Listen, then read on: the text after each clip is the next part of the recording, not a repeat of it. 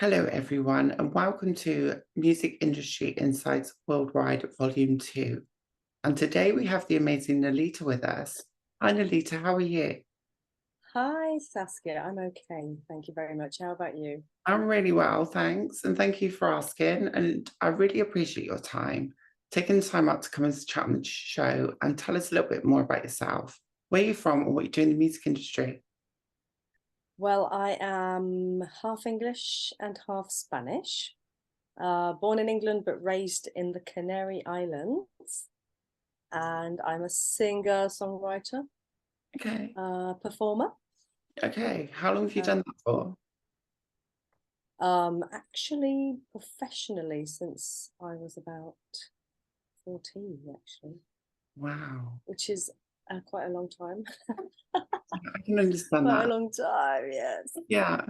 And have you So and how long have you actually had to do that for? And has there been any time out in the industry that you've had to take? And can you explain any of the reasons why that might have been? I've never wanted to take any time out because it's a part of my, excuse the coughing, it's my son who's not very well. But I've never wanted to take any time out because it's so enjoyable.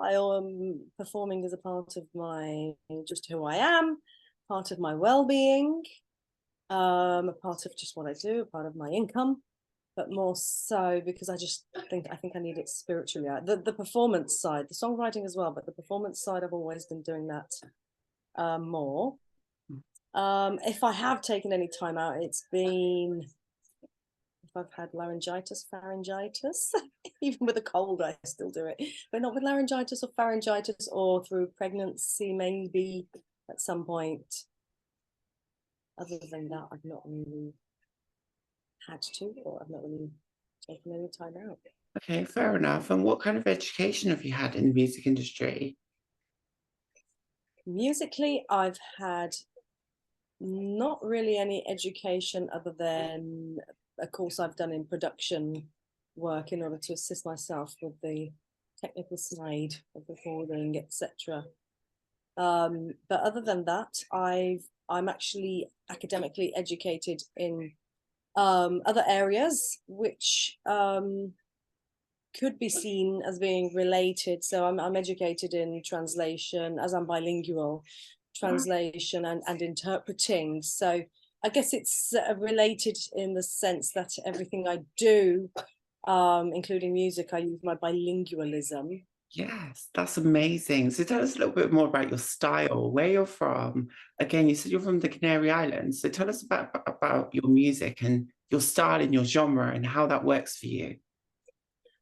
Well, I was okay. My mother's English. My father is from the Canary Islands, and for anybody who doesn't really know, the Canary Islands is a part of Spain, but it's very much influenced by Latin America. Mhm. It's kind of the Latin American part of Spain. A lot of Venezuelans. I think there was a lot of movement between the Canary Islands and Venezuela back in the Franco days, back in the 40s. There was a lot of immigration going on.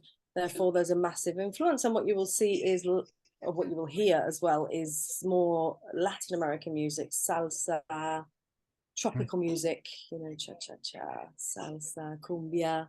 Amazing. But I was born in England, but went there when I was very young, at the age of 10. Grew up there, did all my schooling there. So I kind of went out there and just sang. It was just an instinct. I haven't been educated. It was just always an instinct. Plus, I come from a musical family. You were born with it. So Yeah, something you were born I, with, isn't it? I guess so. Yes, because I haven't been educated in it. Yes. And Um, like, from coming from, say, a Latino background, coming to the UK, how has that kind of impacted you and your identity and your kind of confidence? How's that worked? um, okay, so there's two sides to it. First of all, I didn't ever think I'd come here because after growing up, going at the age of 10 to the Canary Islands, growing up there, and just feeling very much integrated in the culture, it got to a point where it felt, when I was in my 20s, it felt, you get to a point in your 20s where you want to spread your wings, and at the end of the day, it's an island. Yeah. So I went to Los Angeles, California. Amazing. That's where I spread my wings. And right before that, okay, going back to genre, I actually, because there's such a heavy presence, well, up until Brexit, there was a heavy, I think there still is, a heavy presence of expats, English people living there, plus the tourism. I grew up listening, plus my parents at home, they listened more to soul and R&B, Aretha Franklin, Barbara Streisand, Wilson Pickett. Another massive influence was the singer of Street Life, which has gone out of my head now, the same name, but the singer Randy Crawford, there we go, I even met her once. So that was the genre that I was singing to in my bedroom. It was a bit later on, right before I left, that I met some Cubans. There was all of a sudden a lot of Cubans moving into the Canary Islands. Yeah. And I got hired, as I was bilingual, to be a backing vocalist, and I started working for a Cuban guy, and I went on a tour. Wow. And that's when I kind of, at that point, and also when I started getting into Gloria Estefan's salsa music, because she was in the Miami Sound Machine, and then she came out on her own with pure salsa after she had that breakthrough with the Miami Sound Machine, where they did a fusion to reach the American non-Latino audience, and then they came out with their salsa album, and that's when I realized that I really had a love for it. And then I went to Los Angeles and I got into salsa. I became a bit obsessed with it, and I learned how to dance salsa, and it was my life. It was my life. Yeah, it's very much influenced your own music, and your own style is very much influenced by your identity, I guess.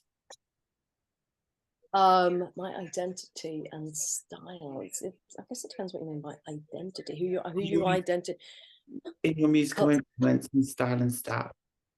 Yeah, exactly. I guess that the two go hand in hand, really. Your identity, who you are. I mean, I could maybe have a love for a certain type of music, but not really be good at it. Yeah. And it was interesting because when I started singing salsa, I thought, okay, this is interesting. I don't feel like I'm exactly, because I'm of mixed heritage. I don't feel like I'm exactly like these, what I hear, Celia Cruz and all the Cubans. But okay, let me have a go at it. And then I thought, oh, I quite like this, and I think I have my own voice in it. That's very whether I sing in English or Spanish, this is who I am. I have a right to express who I am. Yeah. And I suppose you're combining that. And that's what I do, with what you do. So talk about that and the challenges as a woman in the Latino industry in the UK. How's that? In the UK? Yeah. So how do I what, sorry? How do you get treated? Oh, in the UK. Well, when I came to the UK, which I said that I never thought I would, at some point I did want to come back to Europe, and it was a difficult situation. In 2008, there was a bit of an economic crisis going on in the world, and I thought, you know what, I'm going to go. I always wanted to finish my degree, because I have an academic side to me as well, and I wanted to do that. And also I just realized that every time I was ill, I just didn't work. Every time I had a bad throat, I didn't work. So I thought, I better, get my qualifications, and it was one of my goals in life. So coming to the UK, to London, only to get the degrees, that's all I thought I was going to do. But then through some friends in Los Angeles, I got in touch with some other musicians here who had salsa bands. I just didn't even think that there was such a massive Latin community, and a community of Latin musicians, and a Latin scene. I just thought, wow, this is kind of the next best thing since I've been in Los Angeles and since I left. How have I been treated? Well, I've been embraced by the Latin, especially the Colombian community, musically speaking. I work with I get hired a lot actually in the Latin community because I do the crossover. So I can sing a lot of salsa and things in English, and I kind of cross over between the two styles. So how does that work with your crossovers? What do you do? What kind of styles and experiments do you try? Okay, well, on the musical circuit here. For example, I brought over an arrangement, and it was actually I've brought over a similar thing and implemented what I used to do in Los Angeles, because they're bilingual over there, and I used to work with a big band over there, and I got the actually got the arrangements of these amazing Latin jazz arrangements of some jazz classics like Crimea River, Lover Man, just jazz standards with amazing Latin jazz arrangements. So I brought them over here, and I've performed them here at the Barbican Centre. I've performed there with them, with Roberto Pla, who's a leader, a master timbal player with an orchestra, and I do also, I play small percussion, maracas and guido, and I sing in Spanish as well. And then I eventually I met a man who actually creates, quite well known in Europe for being an arranger and producer, and he does Latin soul. And I thought, oh wow, that's amazing, that's kind of what I am. So I started working with him. It's called Alex Wilson, and I'm currently working on my album with him, and we do a fusion. So it's not, we can do salsa, but we're experimenting with different fusion of different sounds, I guess, under the umbrella of what we call soulful Latin. That's amazing. And how do you feel that fits into the UK market? How does that Sorry, fit? so like, how does it Feel feel? that fits into the UK market at the moment? The UK market. Me personally, for the type of music I do, I question whether yes, I can make the music from here, because you've got the resources, I'm in a niche. So the general UK market, when I lived out of the UK, I always looked at the UK as a great place. I mean, the world loves American and the music coming from the UK for the R&B and for the pop. But for Latin music, I question it as being the right market. There is a small market, and I look at the different wonderful creators of Latin music and bands, musicians and orchestras that there are in the whole of Europe, and there's some great music coming from Europe. I just feel personally that the American and the European Latin markets need to come closer. That's what I feel. Amazing. So tell us more about, if you was looking at where you're from, what you represent, and people that are doing what you do right now, how do they make that crossover? How do they make that relatable kind of commercial sound from doing what you do? How do they kind of cross over to the next level? Sorry, say that again. How do they cross over into the next level? It's the kind of commercial sound from what you do, from your own appearance, your own market. How can you make that more worldwide and more kind of open to everyone? Are you talking about marketing or sound? Sound. How can I make it more? How do other artists make that more open and acceptable for everyone? Acceptable for everyone. Well, that is the question. That is the actual mystery, I guess. For me, worldwide, I would like to take my music. I mean, I've had a few releases with a label, a sub-label of Universal Music, and my music gets played in America. It does get played in America, and there's lots of DJs, and of course, when you release your music, as I've released it, the last couple of singles under a sub-label of Universal Music, then I get access to the curators of the playlists, and we've looked at where it's being listened to the most, and the number one country where my music is being listened to is the USA. So I think you have to look at the target audience. Where is the audience really that listens to your music? Is it mostly in the UK, or is it in Mexico, or is it in the USA? It's about that. So that is the question. Are you going to, I mean, there's a lot of English people. There's a lot of people who love salsa dancing. They love, you know, it can actually come under the umbrella of world music, as I bring a fusion of styles and rhythms, etc. So I think you have to think of your target audience. There's always a target audience, and you have to do the research, really. I know that that America is 100%. is definitely, Population, and that's been proven by releasing a single and looking at the results. Yeah, but I think Spanish language is one of the biggest languages in the world, and understanding, okay, where do those languages work, and how can I make those languages work in other countries that might not speak Spanish, is the well, what I've been told by a promoter, I mean, I don't just do music in, I mainly, I do my music in English. I do Latin music in English, and then maybe, and I keep saying, actually, I want to do something in Spanish, and most people actually prefer me doing Latin music in English for some reason. crossover. For some reason.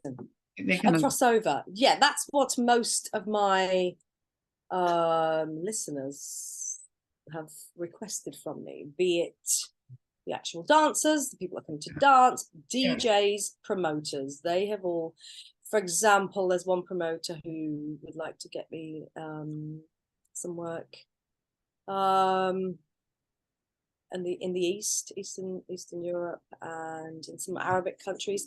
And he said, actually, it works more if you do the salsa in English.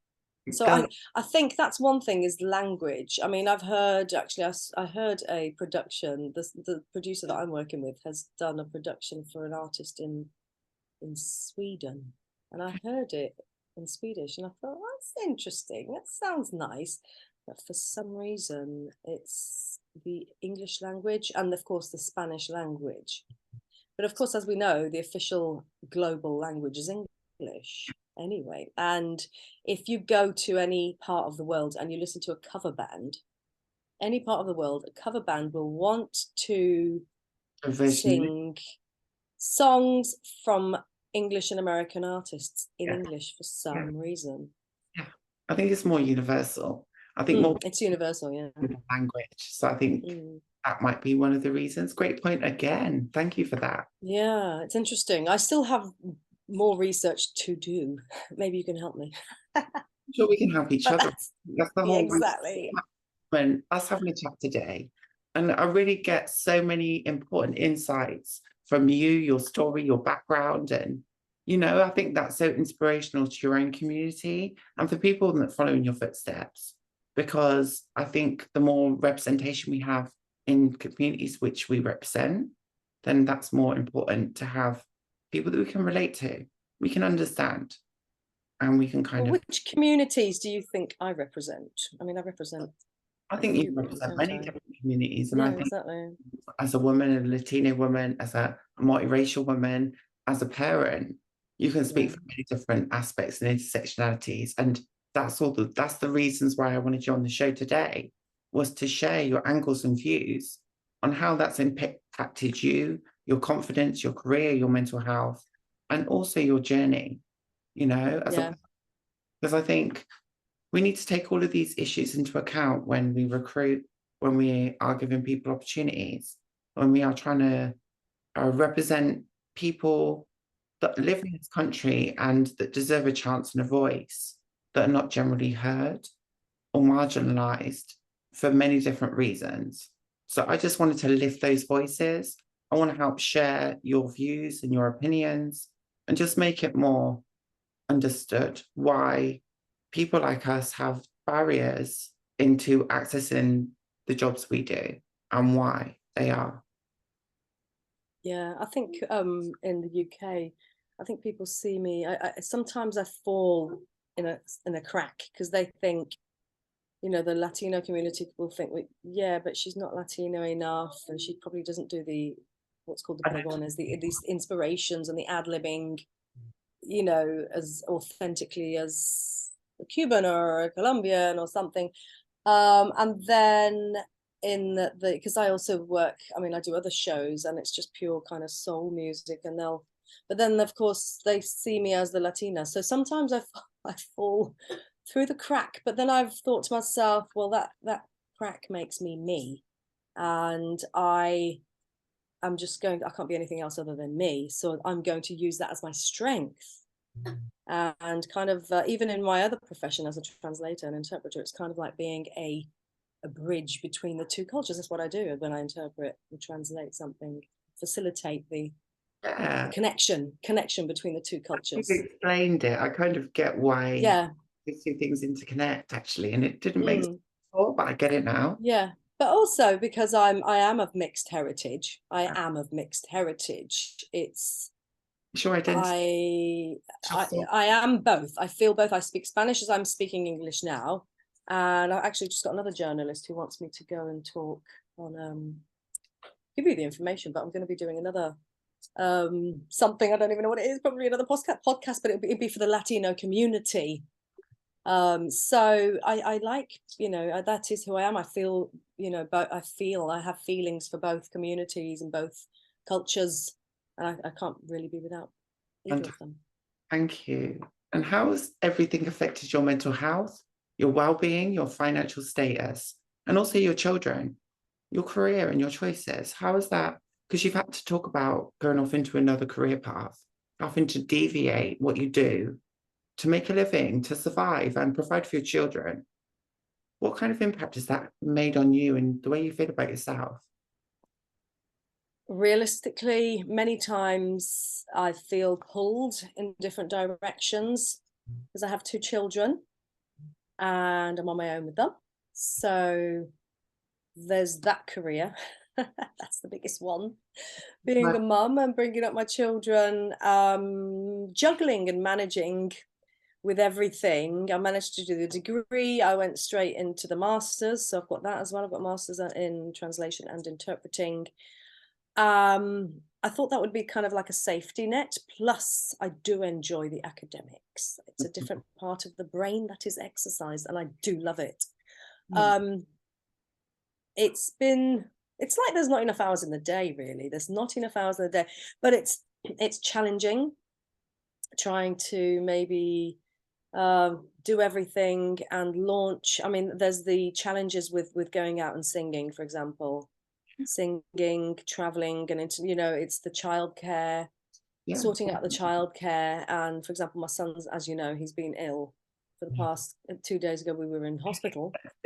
He's on the mend. He's over there on the mend. But it's challenging when as they get a bit older, it gets easier. You know, my daughter's 13 now, and she's off. Don't speak too soon. We had this conversation, don't we? Don't speak too soon. I'll say no more. Well, she's becoming a musician. She's in a music academy, so I can see that she loves it. She has her own gigs going on, so but it's nice. It's nice that we share that. What's her name? Name. Let's give her a shout out on the show. What's her name? My daughter Amaya. Check her out. We'll leave a little link Amaya as well. So please do check her out. Amaya Angel. That's her middle name. Wow. The impact, it's been difficult. It's difficult, and also I don't have any support from family or anything. So but on the positive, I've had a network of friends, you know, the mums, and we kind of help each other out. And not just friends, you've also been networking. How did we meet? Tell the viewers how we met. Do you know what? It's like, I think if you want to network and you really, I mean, you can I tell you what, with this online digital revolution that we've been living has made it easier to connect, hasn't it? I mean, you can work. I've got my child here, and I've been yesterday doing backing vocals in my bedroom, delivering WAV files. But how did we meet? We met at the conference, the Abbey Road, I forget the name of it. What was it called? The conference? Equalise. Equalise. There you go. Conference, and I was quite surprised because when I got there, there wasn't many people. I thought, oh, maybe I was selected. Well, you were. And how do we meet? I think I just asked a question to the panel with regards to the music industry, and Can you remember that question? Can you remember the question you asked and why you The asked? way my brain is at the moment. I don't remember. You do. Your memory's good. I do remember, because I was like, wow, she's so brave and inspirational. You stood up, you were the first person to ask a question, and you stood up and you said something to do with Latin music, and you wanted to know about the background and the research of how to become a successful artist. You said you come from LA, you've been to the UK, you're working on a community, you've got children. You just want to know what are the next steps to progress. I think my query was also, as sometimes I feel displaced, that yes, it's Latino, but I'm here. Is somebody going to represent the music? Who's representing the music and bringing it to the rest of the world? Yeah, and that's what whilst being here in London, UK. I think that was my query, was that if I was in Los Angeles, it wouldn't be such a big question because it's full of Latinos, you're in America, etc. Yeah, I think you've got more community there, but you're getting, of course, yeah. So it's about, you know, more representation, labels, representing that music from here and taking it globally. I think that was my query, and especially as I do the crossover. So if you give some advice to some artists, some Latino artists and mixed race artists coming into the industry, what would that advice be? From your own experiences, your own views? I would say to contribute towards bringing the market. I mean, as we can do it all online now anyway, we should just try and shorten the bridge between here and America. And yeah, try and just contribute towards that. Do what you're doing and make the right connections and just go for it. Yeah, how can represent? Let's show the world that kind of music, that there is a community. We're here as well, and you know, it's not just in America, we're here as well, and it needs to be.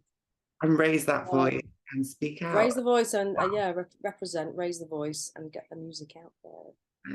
There's some amazing advice. And if anyone wants to check you out, where can they find you? How can other artists, music industry professionals, producers, or anyone interested in working with you or your projects, how could they connect with you, find you, or listen to your music? Well, I'm pretty much everywhere.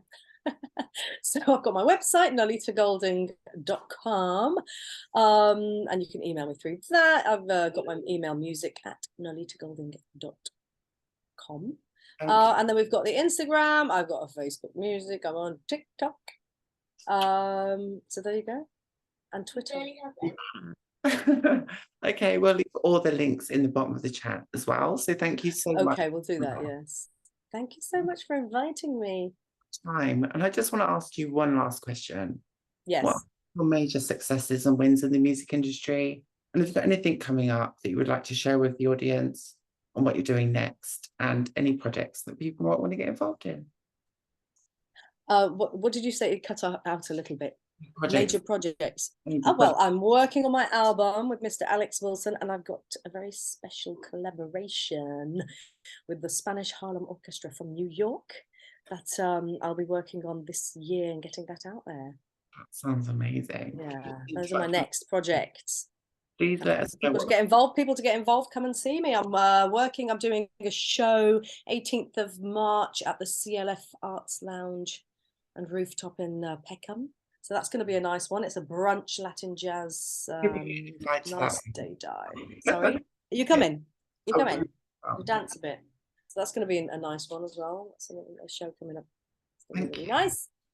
And then I'll put everything else on my We'll share it in the description. Find her on social media. And thank you so much for coming on the show. Appreciate your time, your effort, your hard work, and your dedication to not just your music, but your community and your cause as a parent. Thank you. Thank you. Thank you. Bless keep you. going. Keep going. Thank you. You too. Thank you so much.